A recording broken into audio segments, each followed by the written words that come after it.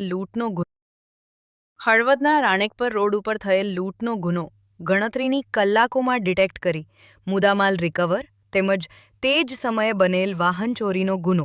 એમ બંને ગુના ડિટેક્ટ કરતી હળવદ પોલીસ.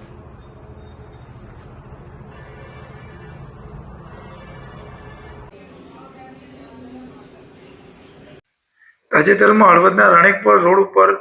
થયેલ લૂંટનો ગુનો ગણતરીના કલાકમાં હળવદ પોલીસ ટીમ દ્વારા ઉકેલી નાખવામાં આવ્યો હતો, જેમાં રાજકોટ રેન્જ આઈજીપી અશોકકુમાર યાદવ સાહેબ તથા મોરબી જિલ્લા પોલીસ અધિક્ષક શ્રી મુકેશ પટેલ સાહેબની માર્ગદર્શન અને સૂચના હેઠળ મિલકત વિરુદ્ધના ગુનાઓ ડિટેક્ટ કરવા માટે મહેનત કરવામાં આવી રહેલ હતી. દરમિયાનમાં પોલીસને તારીખ 2/12/25ના રોજ મોડી સાંજના હળવદના રાણેકપર રોડ ઉપર આનંદ બંગલોઝ પાસે માર્કેટ યાર્ડના વેપારી રજનીકાંતભાઈ દેતરિયા પોતાનું મોટરસાયકલ લઈને થેલામાં વેપારના હિસાબના રોકડા પૈસા લઈને ઘર તરફ જઈ રહ્યા હતા, ત્યારે બે અજાણ્યા ઈસમોએ આવીને વેપારીની આંખમાં મરચાની ભૂકી છાંટીને વેપારી પાસે રહેલા 6,90,000 જેવી મોટી રકમના થેલાની લૂંટ કરી નાસી ગયેલા હતા. સદર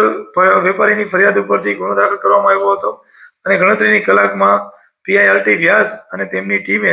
આ ગુનો ડિટેક્ટ કર્યો છે અને ડિટેક્ટ કરતા તેમણે બે આરોપીઓ રાહુલ ઉર્ફે પિંગરો વિજયભાઈ હળવદિયા જાતે દેવી પૂજક રહેવાસી મોરબી વિસીપરા અને કિશન સન ઓફ મોતીભાઈ પરસાડિયા ભરવાડ હાલે રહેવાસી મોરબી દલવાડી સર્કલ પાસે વાળા બે આરોપીઓને અટક કરેલ અને લૂંટમાં